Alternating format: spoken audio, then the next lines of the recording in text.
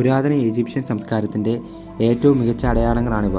Pyramid യുഗം ഏകദേശം BCE 2680 മുതൽ 2325 വരെ ഈജിപ്തിലെ ഓൾഡ് കിങ്ഡം കാലഘട്ടത്തിലാണ് ഏറ്റവും വലിയ പിരമിഡുകൾ നിർമ്മിച്ചത്. ഫറോവമാരുടെ ശവകുടീരങ്ങളായാണ് പ്രധാനമായും ഉപയോഗിച്ചിരുന്നത്.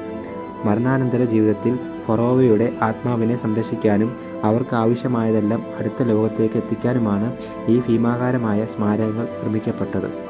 ആദ്യത്തെ പിരമിഡ് സ്റ്റെപ്പ് പിരമിഡ് എന്നും അറിയപ്പെടുന്നു. നിർമ്മാണ കാലഘട്ടം ഏകദേശം BCE 2630 മുതൽ 2610 വരെ.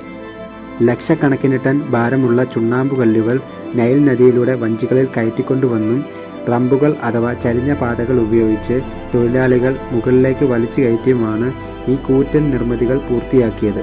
ഈ കല്ലുകൾ കൃത്യസ്ഥാനങ്ങളിൽ സ്ഥാപിക്കാൻ പുരാതന എഞ്ചിനീയർമാർ ഉപയോഗിച്ച സാങ്കേതിക വിദ്യകൾ ഇന്നും ഗവേഷകരെ അത്ഭുതപ്പെടുത്തുന്നു.